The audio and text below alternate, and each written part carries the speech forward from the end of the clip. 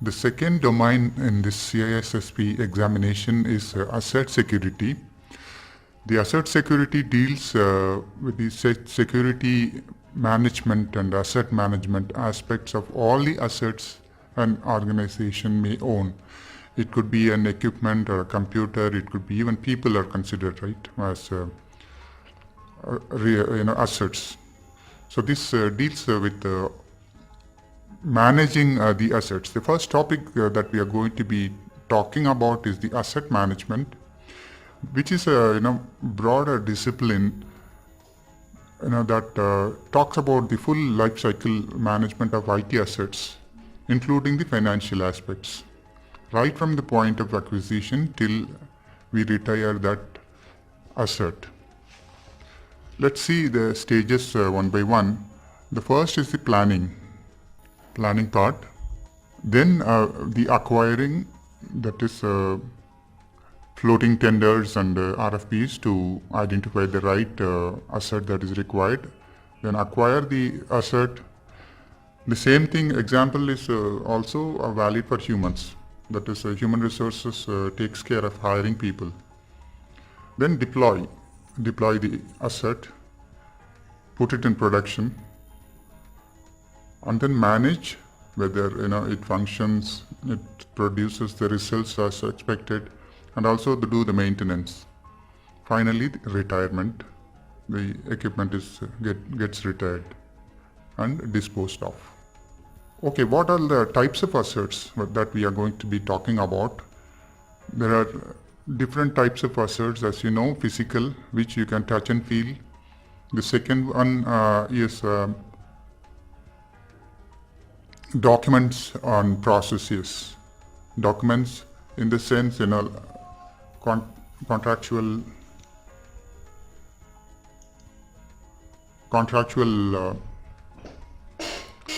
documents, even the supplier list, RFP, and then licensing and negotiations.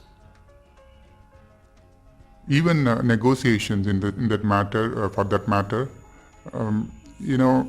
the details of what has happened during the negotiation, which is documented, is going to be an asset which needs to be protected, because if it goes unprotected, it may cause issues, as you know. So physical assets we talk about. How do we manage them? We do the inventory management, and what are the process involved? We distribute some of the electronic distribution, like email, through email, and you have to be monitoring the physical usage of assets, so that whether regular maintenance is being taken care, whether it has to be replaced, whether it has reached the end stage, that is end of life. Similarly, now we'll go to the next part. The licensing is one of the most important. Why do we need licensing? It is to protect the product. Mostly the licensing applies to the software products, and whether a copyright is being violated, so that has to be taken care. We're using the licenses. Similarly, whether illegal copies are made, that also again protected by using software licensing. The exceeding number of permitted licenses, like an organization might have purchased a 100 user license and they may be using it for 150 users, which is a violation. So these are all the issues that are dealt in the asset management. And one of the important asset management process is inventory management, an accurate, up-to-date view of what assets are on hand, where they are, and who own them. Now we saw the entire totally as an asset life cycle. Now we see an equipment life cycle. Equipment could be one particular type of an asset. So how do we manage the equipment? When equipment, we define the requirement, what are the specifications. We start, depending on the organizational requirement, we define the requirement first, then acquire, and then implement For an example, we can consider an IT system. We acquire it and then we get it installed and production, put it into production, and then we maintain it regularly. And at the end of the life, we dispose and then decommission. This is specific to an equipment. We earlier we were covering the entire whole asset, and we just specifically talking about an equipment. These are all the four different. This topic talks about the data management. How do we manage? We earlier saw the data life cycle. Now, how do we, during this entire life cycle, how do we manage? The first and the foremost is the policy. Based on the policy, the data is managed. What is a policy? Is a high-level principle that establish guideline framework, guiding framework for data management. Can be used to address long-term, strategic goals of data management, which should be flexible and dynamic. When you frame the policy, you should take care of these principles. Like it should be flexible and dynamic because you might come across changes during the course of data management, and this should be a long-term goal. What do you consider when you're framing a policy for data management? First and foremost is the cost you should have to consider. Let us take an example here. Why do we need to take the cost so seriously? Because if the organization decides to encrypt each and every data, then it is going to be costing money because they have to buy software, hardware. Not only that, accessing the data is going to be taking time and a lot of process needs to be implemented. So one should consider whether really the entire data has to be encrypted or not. So that is a cost aspect of it. Then the ownership and custodian need to be defined and documented when you decide the policy. And privacy, whether the data is private, needs to be considered. Liability, responsibility for misuse and inaccuracies, disclaimer. The inaccuracies in data would cost. Again, the sensitivity. If the data was released to public, what would it cost? Whether it is harmful.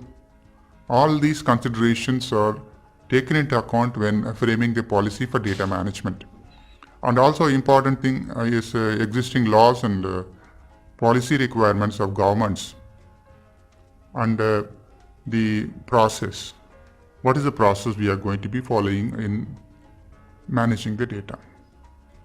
Who has access to the data? These are all some of the questions one has to answer while creating the policy for data management. How data is secured, how long the data is retained. For example, some governments require the financial data to be retained for 14 years or so. So retaining the data is not a simple aspect because every day by day the data is growing and one has to store the data for 14 years. It is a big task in the sense, the storage space, the equipments required, the process required to retrieve them in case it has to be retrieved. So how long is the data? When you consider, you will frame the policy accordingly. How are you going to dispose the data? Data disposal is also it's a long process. For example, if you take a paper or a paper as an information, a paper, how are you going to dispose of paper having important information? It has to be shredded. Similarly, the hard disk, how data will be disposed of. Does the data have to be encrypted? What is the appropriate use of data? All these questions to be answered before framing the policy. And standards comes to help. Data standards. There are different data standards that are available. Standard is defined rules and protocols to manage and organize data, which describes the objective, features or items that are collected, automated, or affected by an organization's activity.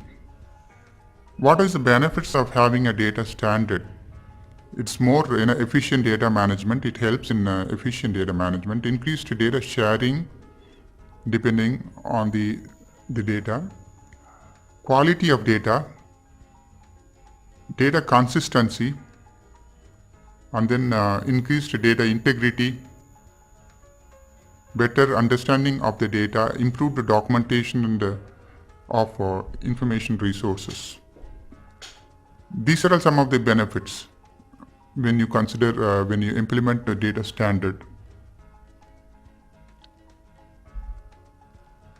Life cycle, we have seen the data life cycle earlier, and what are the controls that are to be in place? A good data management requires the whole data life cycle to be carefully managed. This includes the foremost thing is the data specification and modeling, then maintenance and security of the data. So maintenance, when you talk about the maintenance, if you have to migrate to a new hardware and software through a life cycle, so you have to consider all these when you are in the data life cycle control.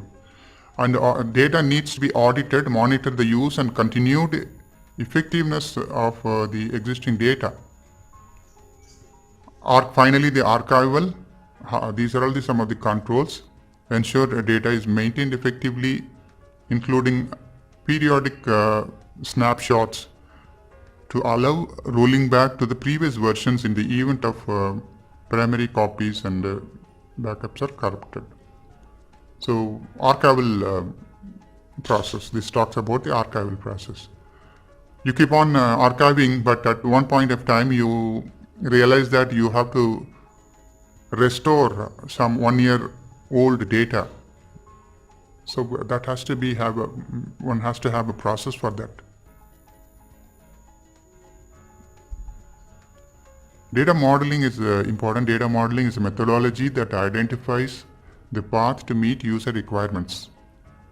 Conceptual design and database design. Conceptual is a high level data model with written documentation and diagrams showing the concepts, whereas the database design is lower level. At a lower level, programmers or the database administrators, they develop. A good data management practices include data quality procedures at each stage of data management process, verification and accuracy validation, ongoing data audit, maintaining integrity of existing data. You will see this integrity, availability and confidentiality always if you take any topic on this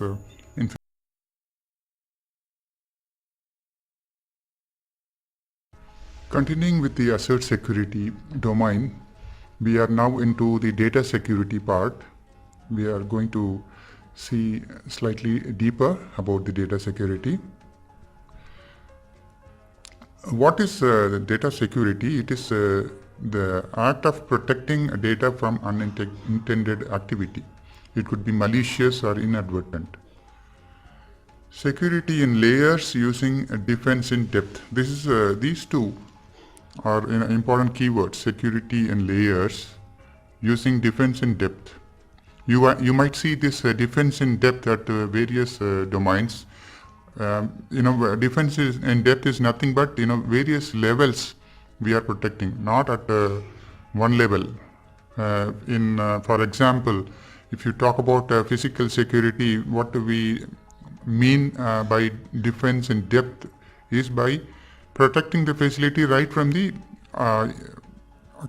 compound wall or the fence. Layers of protection. So similarly, the same concept for data security also. What are the other means of protecting? There are various means of protecting at various levels. Like we see the examples here. The UPS, uninterrupted power supply, mirrored servers, backup testing, physical and network admin access controls, firewalls. These are all various levels of protection. So for example, UPS is to protect the server due to power failure. So that is one way of losing data. If UPS is not there, the disk is going to be corrupted during power failure. Similarly, mirrored servers is expensive solution or a method. What I mean is that mirrored servers, you should have similar configuration as your server, or at least the hard drives. Similar capacity should be available remotely, and data is mirrored like live online. Immediately when an update happens, the same data gets updated on the mirrored servers. Backups is a normal practice, very basic. Backup testing, again, you have to test whether the data what you have backed up, you are able to restore it. These are all some of the methods by using which you can make sure different layers of defense and depth you are placing. Similarly, even firewall, like external attack, you can avoid, you can in the sense you can prevent. That is one control, firewall. Similarly, the sensitive data encryption is another method. Software patching is a basic requirement. Why you need the software, how it is related to data security, if you ask me. Like the patch might plug some of the or any important security hole. So if you don't patch the server or apply the patch, then intruders can exploit that particular hole or the vulnerability. So again, that way they can steal data or destroy data. So everything is important. So incident response capability and full recovery plans. Yeah, these are all or each one of them is by its own a separate method for protecting data. So what is the overall process for protecting the data? Risk management. Risk management is applied anywhere and everywhere in information security. What I mean by that is that if you want to do BCP, DRP, that is business continuity plan and disaster recovery plan, then you have to do risk management, risk analysis.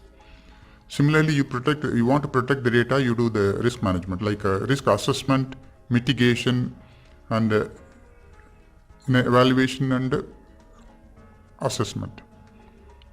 Based on that, you will make decisions like what extent you have to protect the data, what are the layers you have to keep, how many layers you have to keep, and how much you have to spend, how important is the data, what in case if you lose it. You will identify all those during the risk assessment, and then accordingly you protect the data by placing either mirrored servers, if mirrored servers are not required, some other method. Okay, now let's see the database system access issues that one needs to address in order to protect the data. The relevant data policy and ownership issues regarding the access and usage of data. These are all the questions you may have to answer when you are talking about the data security. Need of those who will require the data access. Only those who will require the access. Different types and levels of access. We talked about the classification. So that is what data needs to be classified and appropriate levels of access to be defined. Some of these are all the issues that needs to be addressed. If it is not addressed, then there is no control. Cost of providing data versus cost of accessing to the data is another aspect. This cost aspect. Providing the data versus accessing, the cost of access to data. Format is also important. Format appropriate for end users. The data may be in a different format, but the end user may not be able to understand the format. So it has to be presented appropriately to the end users or whichever users, depending on the user. And system design is initially it needs to be considered data collection issues and issues of public and private domains, liability issues, accuracy, recommended use. All these are all issues need to be considered when you want to protect the data. Again, in the list, this is a growing list. It looks like, the next one is the disclaimer, legal responsibility for misuse and inaccuracies of data. Legal aspects at rest and in transit. Rest in the sense which is stored, transit in the sense which is traveling like in the network or so. Single access, multi-access and versioning issues. Intentional obfuscation of detail to protect the sensitive data. We consider all these issues for addressing the data security. Now coming to the publishing media, there are different medias. In a media, storing sensitive data requires physical and logical control. When you I hope you now are familiar with the word control. Moreover, what is physical and logical control? We have we might have seen this earlier. Anyway, physical is access, direct access, and the logical is for example, if it is stored on the computer. And next thing is the security container, the storing. If it is a hard disk, whether need to encrypt it, whether if it is in the offsite, how do you manage it? And then labeling. We have seen the data classification labels like private, confidential. So that is labeling. How do you handle designated persons, such as a media librarian only has to handle the media. Destruction is another important topic. We'll see that in the next subsequent slide. Media that is no longer needed should be destroyed. Because otherwise if you keep it, it is a risk. Someone else may take it and go. Retention, keep only as long as it is required by the law and regulations. After that, need to be destroyed. The residual data after an attempted erasure, is called data remnants. So you might, for simple example is that on your desktop you might delete a file, but it is not really deleted. It goes and sits in the trash, or it sits there. So you have to clear that, then only it is completely erased. So that is what we mean here, the residual data remaining after the deletion. What are the countermeasures relating to the hard disk drives? First is the clearing. Normal system function software cannot recover data if you clear it. Purging data cannot be recovered by any known technique. These are differences, slight differences between cleaning, purging, destruction. Destruction is for the media itself. The media is made unusable. And then overwriting. Multiple times if you overwrite, it is not possible to retrieve the data. The different methods of deleting the residual data. Degaussing, there are devices called degaussers, which AC and DC erase. AC in the sense, power, alternate DC, direct. Battery operated. Medium is saturated by applying a strong unconditional magnetic field or permanent magnet. So what these degaussing devices do is they apply, strong magnetic field in order to erase the data so that nobody can retrieve afterwards. Of course, encryption, data encrypted before storage. If you destroy the key, then there is no chance of retrieval. No chance to retrieve the encrypted data if you destroy the key. Key is the important. Now coming to the cloud, most of the people started using cloud for storage. So how do you erase the remaining data on the cloud?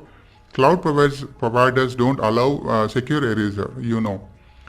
So currently the best solution is to assess the risk and encrypt data in the cloud for security. Whenever you store a critical data on a cloud, it is always recommended to encrypt the data. So if you want to erase it, you don't have to physically go to the cloud and erase it.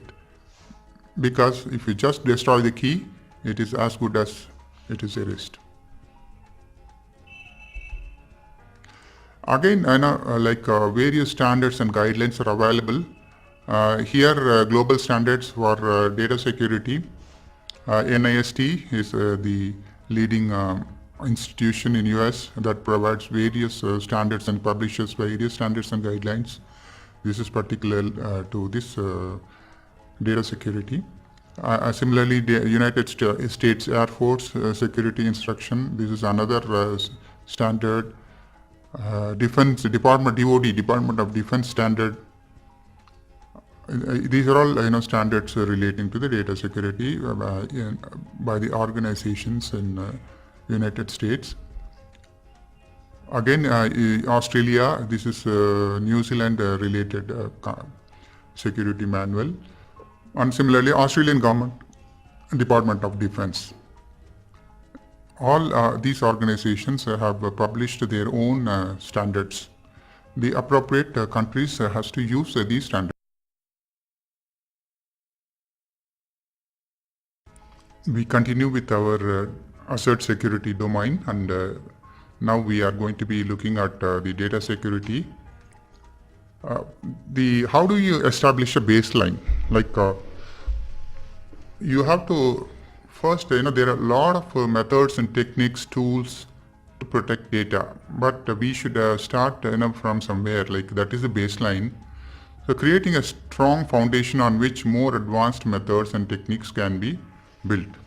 So you first establish a baseline, over and above, then you keep on improving it. Then establish a minimum set of safeguards to protect all the IT systems of the enterprise. That is what the baseline. You start with some minimum set of guidelines. For example, there would be, if you talk about the IT controls, general IT controls, there could be several. For example, 500 controls might be published by standards like COBIT or some such standards. They publish several controls. Do I need to implement everything 500 controls? No, it may not be required. It depends. So that is where you first establish a baseline depending on the objective, then keep on improving. So what are the generally accepted principles in establishing the baseline is what are the objectives, security objectives of an organization one has to consider first. Then the aim should be to prevent then detect, respond and recover. That is another set of principles. You should be able to prevent an incident or prevent data loss. And you should be able to detect if something has gone wrong. And for that one has to respond, recover. These are all accepted principles when you establish a baseline. You consider all these. Protection of information being processed in transit and in storage. How do you protect that an information which is being processed currently? And how do you protect it when it is getting stored or when it is transferred through the network? External systems are assumed to be insecure. That has to be considered. So avoid as much as possible to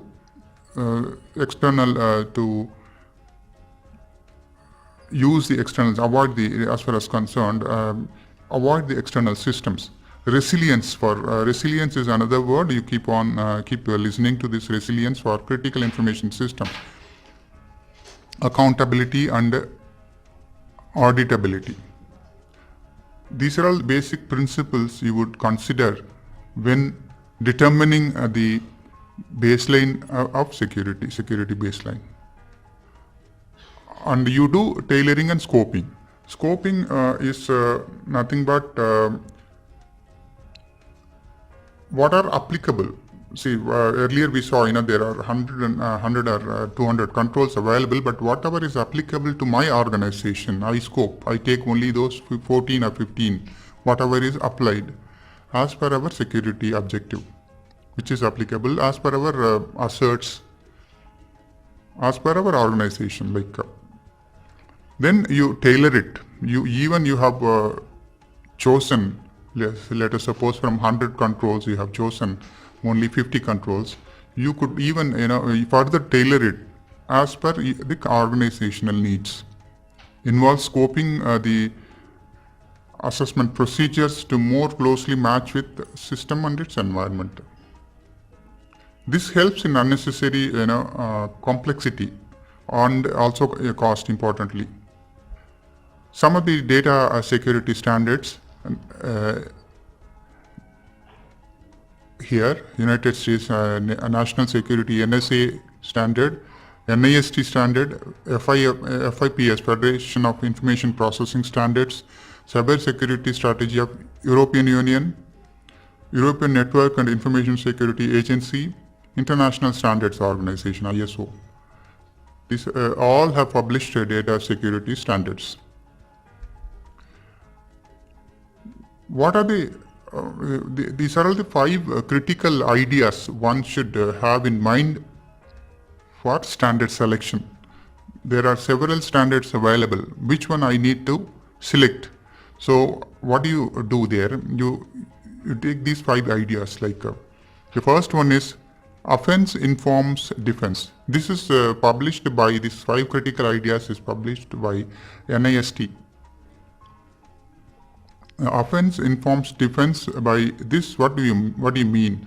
You might already have seen some of the breaches, so learn from that and then build your defense. That is, offense informs defense. Prioritization. We have seen risk analysis and we prioritize the asserts. Based on the priority, you select the standard. And also metrics. What metrics we are going to be collecting. This metrics is going to give an idea, indication how our controls are performing. Continuous monitoring, which is you keep on reviewing your performance, continuous monitoring, and make changes if required. Automation. Automate the controls as far as possible. So we consider all these aspects, 5 aspects, when you select the standard. Now we talk about the data audit. Objective is to monitor the use and the continued effectiveness of existing data. You benefit by awareness of data holdings and also recognition of data management practices. Considering the data storage and archiving, some important physical data state storage and archiving considerations. See, these are all the considerations when you select the standards and when you establish the baseline. What are the servers and hardwares that I should consider? What is the network infrastructure?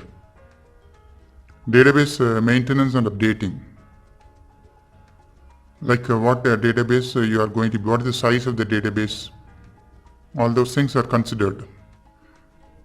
Database backup and recovery requirements. Whether you need a mirroring or without mirroring you can manage with simple backup. Archiving of data should be a priority data management issue. So in this small presentation, what we have seen is how do you establish the security baseline, what all you should consider, and what are the standards available, and what is the idea in the sense, what is that you should keep in mind when you are establishing, selecting the standard. We have seen all this in this small presentation. Now we take a look at data owners and data custodians. You know the difference between the data owners and the custodians. The owners, they are responsible for the data. Uh, Custodians, even, they are responsible to some extent, whatever the owners have defined. Owners, the data owners own the data. The responsibility, let us see a huge list. We will see one by one. Clearly, they define the roles associated with functions and establish data ownership throughout all the phases of a project. Like all the phases of a project or the data cycle, the data life cycle. Inspire the data accountability among the users, among the community, among the company. Ensure that adequate and agreed data quality and metadata metrics are maintained on continuous basis. Owners have to ensure the quality of data. Determine the impact of information has on the mission of organization. What impact they have to determine. Understand the replacement cost of the data. Determine who has a need for information and under what circumstances it should be released. Everything is decided and responsible of the data owner.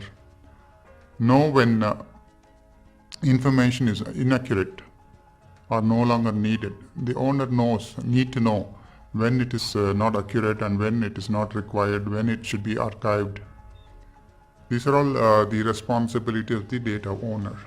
We are continuing, the list is still going on. The data owners establish the ownership, intellectual property rights and copyright of they own the copyright, they own the IPR and ownership. Statutory and non-statutory obligations to ensure data is compliant. It is the responsibility of the data owner to ensure that the compliance is adhered to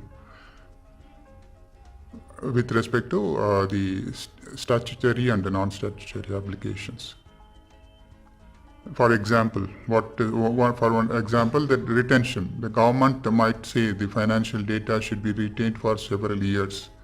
So who has to ensure, who is responsible for that? It is the data owner. But the custodian may maintain it, but the ownership still remains with the data owner.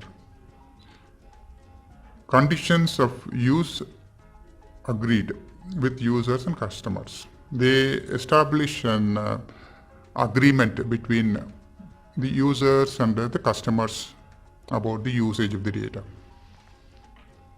Now let us talk about the custodians. Custodians is generally the best handled by single role or entity that is most familiar with the data. For example, IT department is a typical example. The functional department like HR may own the data, the employee data, but who maintains it is the IT department. They are the custodians, or it could be database administrators. What are the responsibilities of a custodian? They adhere to the data owner, the policies and the guidelines established by the data owner. They ensure that the guidelines and policies established by the owner is maintained. Ensure accessibility to all the authorized users and maintaining appropriate levels of data security. These are all in the hands of the custodian. Maintenance of the data and the documentation of the data and assurance of quality and validation of any additions, plus the periodic audits to ensure ongoing data integrity. When compared with the ownership responsibilities, the custodian's responsibilities are less, but nevertheless let's now take a look at privacy, data privacy. This is another, like any other topic, this is also yet another important topic, because privacy is becoming increasingly more aware. and a lot of countries have got their own rules and regulations. Here are some of the examples programs, in the sense the country specific protection acts. The European Union Data Protection Directive is one. The UK has got its own Protection Act, Data Protection Act, and similarly US has got a Safe Harbor program, all concerned with the data protection. This is an important court ruling, a very interesting ruling. This is an European court ruling during May 2014, ruling by an European Court of Justice that people living in Europe and potentially those living outside the region may ask search engines to remove the links to online information if they believe the link breaches their right to privacy. So if someone feels that the link provided by any website, particularly the ruling is about the search engines, if it is going to breach the right of privacy, then you have a right to say the search engine company to remove that link. So this is an important court ruling. We just start with that. And we go and now let's see the data retention. Establishing information governance and database archiving policy. The data, as we use the data, we have also earlier seen the retention is also one of the important aspect one has to consider during the data management. So what is that we have to establish here in the data retention? Before that, we have to understand where the data exists and classify them and define the data. And then here has to be processes are to be in place to archive and manage data. All these things are processes are to be in place for data retention. Okay, now building effective overall archiving and data retention strategy. How do you do it? Like involve all the stakeholders in the process. It is better to involve all the stakeholders in the process, not just the owner or a custodian. Establish common objectives for supporting archiving and data retention best practices within the organization. So one has to establish the common objectives for supporting the archiving and the retention. Monitor, review and update documented data retention policies and archiving procedures. That is how you start building effective overall archiving and the data retention strategy. One size fits all, it's not possible, because it depends on the organizational function, its size, region, the policy, the strategy has to be established. Building effective overall archiving, we're continuing with that same topic, like how do we build effective and overall archiving and retention data policy. Developing a sound record retention policy for anything and everything. The policy is the first step and which is most important step. There we consider everything right from the cost and usage and everything. So here what are the things you would consider for developing a sound policy? Evaluate the statutory requirements, litigation obligations and business needs. Classify types of records. You consider all these points here. Determine the retention period, how long, and what are the practices to destroy the data. Draft and justify record retention policy. Training the staff. Awareness is very important. Like each staff should know why the data has to be retained for so long and what are the processes involved. Then audit the retention and destruction practices. This is regularly happens, audits, whether the process is followed as per the policy or not. One might be having a very good policy written and the process document, but it is not getting practiced. Then how do you identify? During the audits only you will come to know that these practices are regularly followed or not. And policy review is also periodically required, as usual, due to the changes the organization may go through. What are the best practices? Promoting cross-functional ownership for archiving, retention and disposal. Cross-functional is more important because everybody is involved here. The plan and practice data retention and an orderly disposal. Two best practices. Key areas of focus. Media, what kind of media is being used for storing the data, and what hardware, and whether the people are trained. These are a most important aspect, key factors, because it depends on the size of the data. If it is going to be terabytes of data, then a separate team is required to manage them, like a separate highly specialized hardware like a SAN storage and automatic archival system.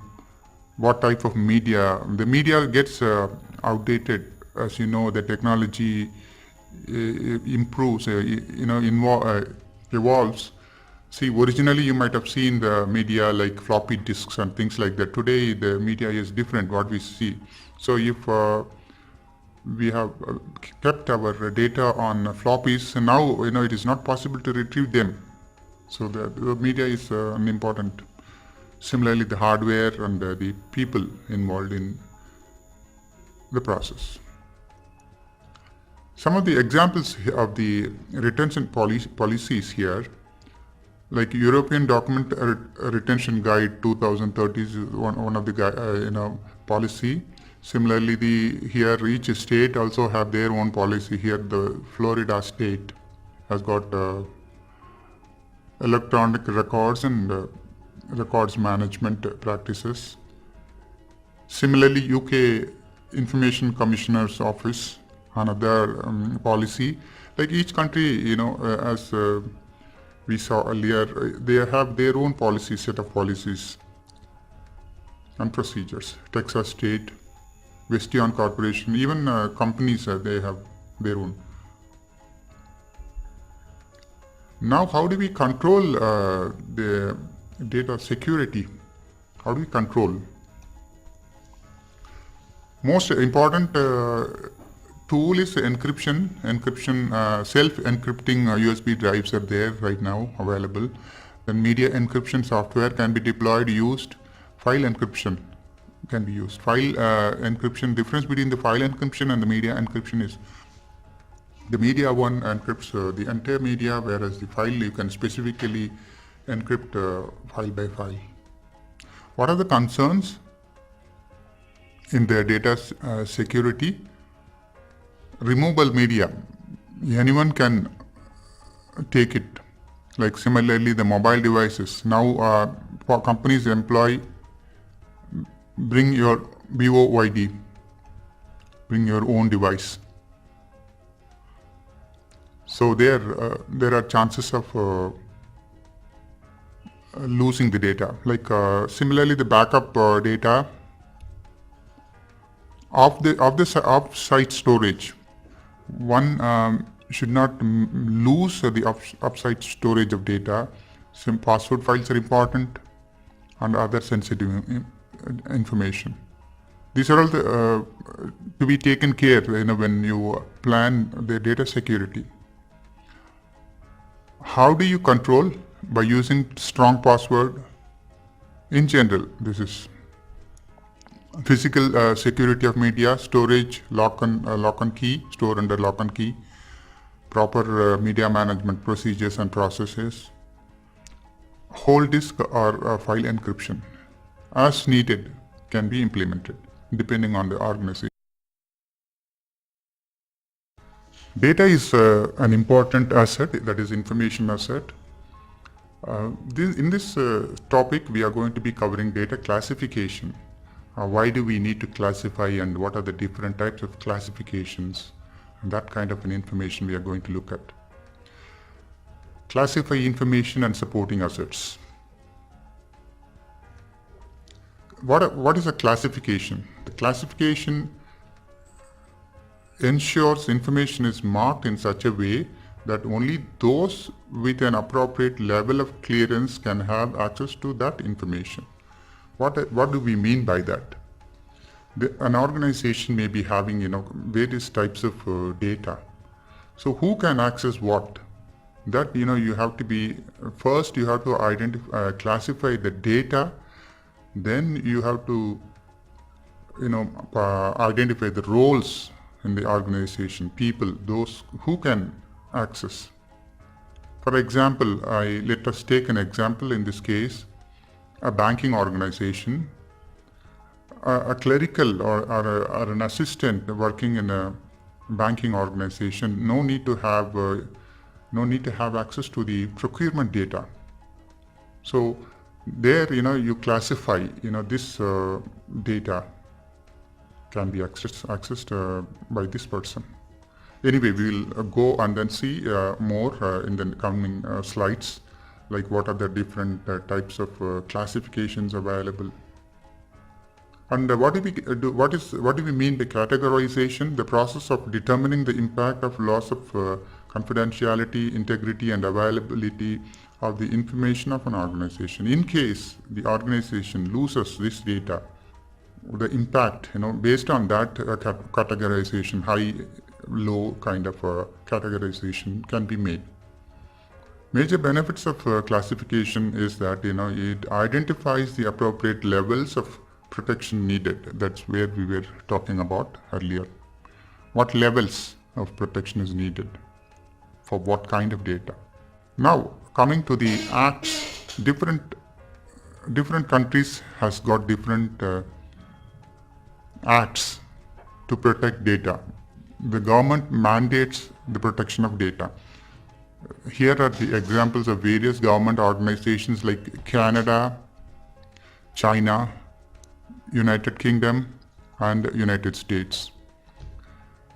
These are all the names of the acts. For example, if you take Canada, it is Security of Information Act.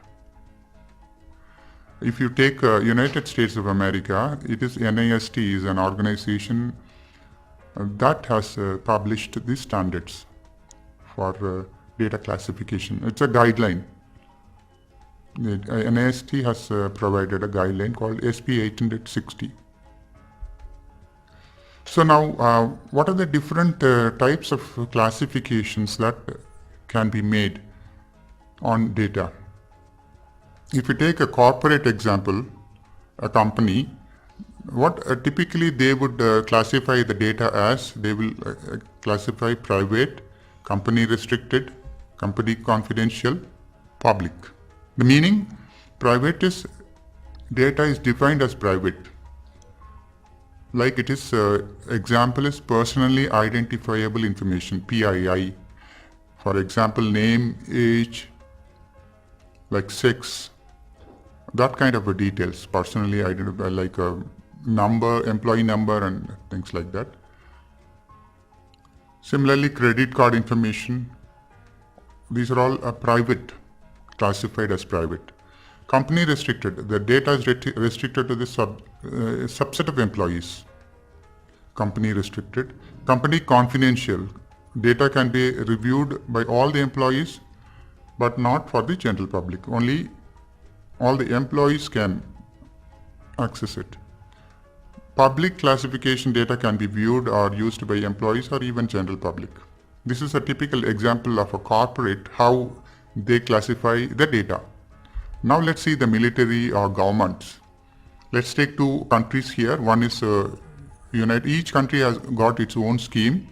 In the US scheme, they categorize it as top secret, secret, confidential, public trust, unclassified. These are all the classifications of United States scheme. And UK scheme is something like this: top secret, secret, official, and official sensitive. The way they classify the data. What are the steps in the classification? The most important person concerned with the data is the data owner. Identify the data owner and custodian. Both could be the same or could be different depending on the situation. Determine the criteria for how do we classify the data, whether it is private, confidential, what the criteria for that. And identify exceptions. Sometimes exceptions are there, so identify the exceptions. Determine the control to apply to each classification level. Control is an important word here, as you know. Control is the method by which we restrict. What is the control? Determine the process for ownership transfer in case ownership has to be transferred. It happens in companies, a lot of changes happen. Due to that, the ownership transfer happens. So determine the process for the ownership transfer, declassification or reclassification. Sometimes public could become private, and public could become confidential. Confidential can become public. So reclassification. Determine the process. Ensure the awareness of the requirements. All the employees should be aware of the various levels of access and the data classification. Last step in the classification is test and implement and audit. As we have seen earlier, the data owner is an important person. The individual who owns the data, he decides the classification under which the data falls. He has the right to decide the classification. And data owner should review the classification at least annually. This is because of the changes that goes through, various changes happens in the company process. In this topic, we see data life cycle. What are the various stages, sequence of stages that data goes through from its initial stage till it gets destroyed. This data lifecycle management is becoming increasingly important since the explosion of big data, very popular topic nowadays, big data, and also the IoT, Internet of Things. So let us see the different stages. First the data gets created, then gets stored, then it is being used, then shared if required, then the archival takes place, and finally the data gets destroyed, disposed. Data comes into an organization usually through data entry. Sometimes a company can acquire data from an external source. Data is validated before it is used. First stage. Then we put it into active use, the data used to support the organization's objectives and operations. For example, customer data. A company may want to send mailers to the customers about a new product. So they are putting the data into use. And after that, the stage, the archiving, as we saw, it gets removed from active production environment, but it is stored. Finally, it gets deleted. There are different ways of disposal of data. We would look at that at a different point of time.